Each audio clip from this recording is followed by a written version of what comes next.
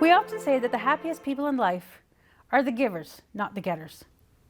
It's the general basis of how I have chosen to live my life. Hope Summit is a unique contrast to the service work that I do. I give not because I'm compelled to give of myself and the skills that I have to offer, but because of what being part of Hope Summit gives to me. Our speakers radiate hope, strength, and insight from the very moment we first meet.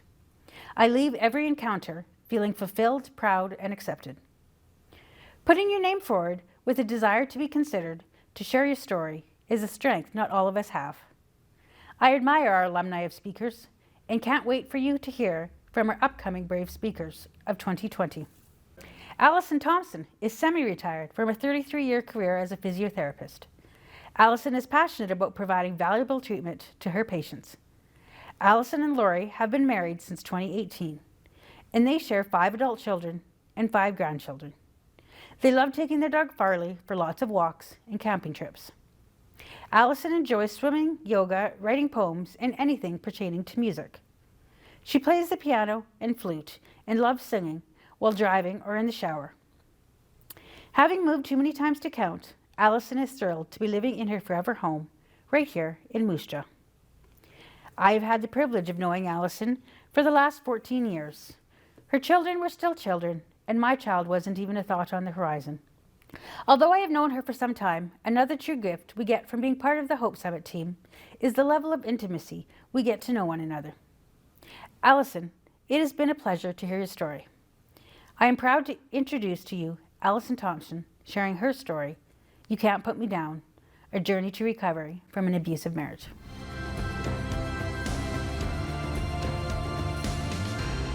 I'm at a point in my life where I'm genuinely happy. I'm semi-retired, and that's afforded me the opportunity and time to rediscover the things that I love. I feel safe and secure, supported, loved unconditionally, accepted, respected by my wonderful husband. I have a wonderful family, friends, neighbors, and I'm living in my forever home right here in Moose Jaw, a community that I love. I have goals and dreams and hopes for the future and optimism for the future. I understand or know now how to live in the moment, and I know how to experience joy. My road to happiness has been filled with struggles and challenges along the way, all of which have afforded me the opportunity to learn and grow. My first marriage ended in divorce after not quite 15 years. When I look back to the time before we were married, I can see where there were warning signs. I can see it now, but at the time, I didn't see it because I was young and naive, and I thought, well, that won't happen to me. I observed how his dad treated his mom, and I thought that he was disrespectful towards her. Also, he was my fiance at the time. He had insecurities, which I foolishly thought that he needed me to help him to overcome them. And we were drinking buddies, but I didn't see that as being a problem at the time, and I didn't foresee how that would continue to become more of a problem as the years wore on. Early in the relationship and when we were newly married, we were reasonably happy. There were things I noticed that caused discomfort. After we had been out together somewhere and then we were alone, he would call me out on things that I had done and said. This made me monitor more closely and carefully what I was saying and doing in his presence out of fear of his disapproval.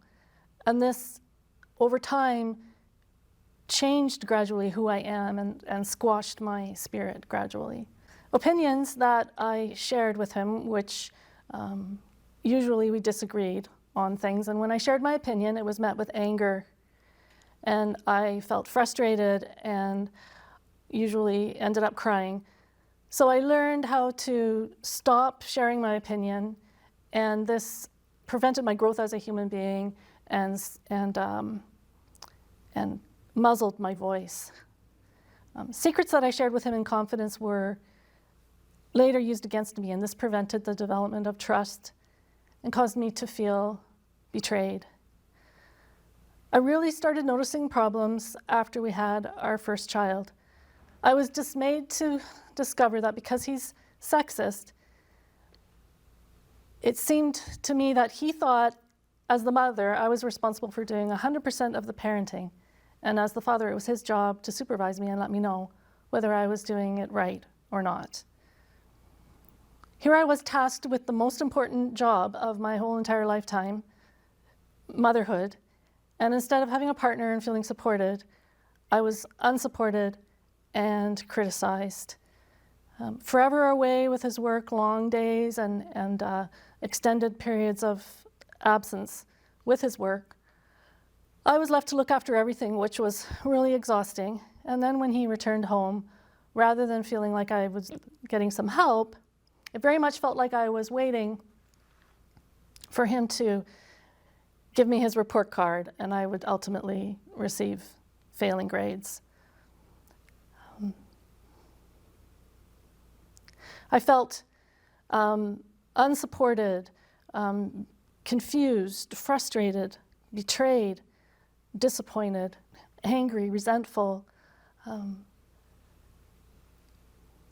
What I did was I started to become hypervigilant. I thought, maybe if I pull up my socks and try really hard not to make any mistakes and not to do anything wrong, that then he won't have anything to complain about, but this didn't help. We had our second child, and I thought, okay, now's another chance for me to get it right.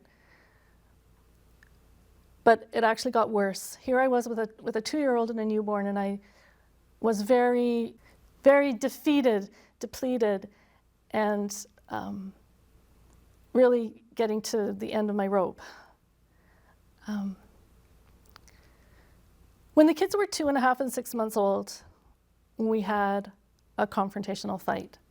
And I said to him, maybe we need some space from each other. Maybe you should get a hotel room or something. And he said, if you ever leave me, I will tell the judge that you are an unfit mother and you will lose the kids. This threat genuinely scared me.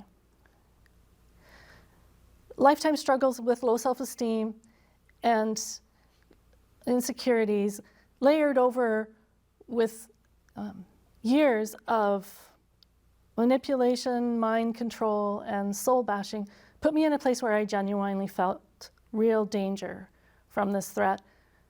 I decided to stop complaining, soldier on, pretending everything was okay when it wasn't. I figured losing my own spirit was better than the terrifying thought of losing my children. I became detached, and years passed by like a blur, and before I knew it, the kids were 10 and 8 years old. Many times over those years, I went to my dark place, literally and figuratively, physically and emotionally, in a dark room, curled up in a ball, sobbing, trembling, and my internal thoughts were full of really self-deprecating things, screaming at me, "You're a failure, you're a bad mother. Why is this happening to me? Why can't I make it stop? Why can't I make him understand that he can't treat me this way? I can't do this, I'm just so done." And I felt completely powerless, in total despair. And my mind started grappling at the solution. There has to be a way out. There has to be an escape route. And I thought, maybe the way out is suicide. Maybe I could take my own life, and then it would end. The pain would end. But that terrified me. I didn't want to die. I just wanted the pain to stop. My spirit had died, and it was like I was just waiting for the slow physical death.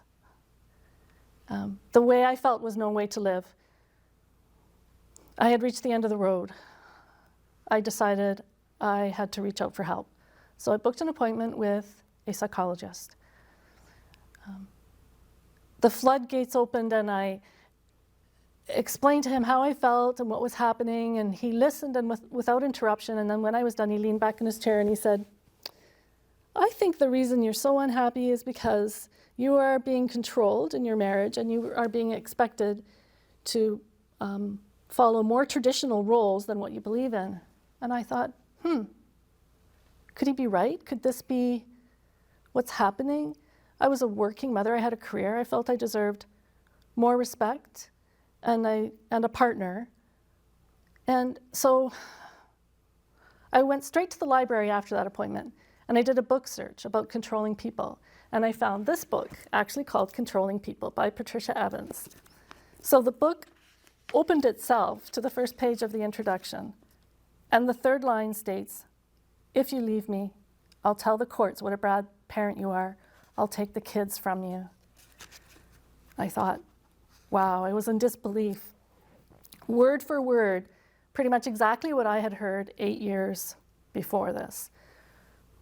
It was an aha moment. It was a pivotal moment in my life because I thought, there's a book written about what I'm experiencing. So obviously this is something that has happened to other people, and it's something that is wrong. But if we've identified the problem, then there must be a solution. And I felt hope, just a little bit of hope. And from then forward, I began the quest for a solution. The first thing I needed to look at and to deal with was my alcohol consumption. I was drinking on a daily basis. I thought it was helping me to numb the pain and to be able to cope with the situation so that I could continue on in a robotic state of emotional paralysis. But really, I was harming myself. And I knew I needed to stop, and I had tried desperately any way I could think of to stop, and I knew that I couldn't on my own. So I reached out for help. In the process of me reaching out for help to deal with my problem with alcohol, I was unsupported, harassed, sabotaged, ridiculed, berated, name-calling. But with my newfound insight and awareness to the fact that the way I was being treated was wrong, I stood up for myself. But the abuse escalated, and it got to a point where I feared for my safety emotionally and physically. I asked him to stop, and he refused.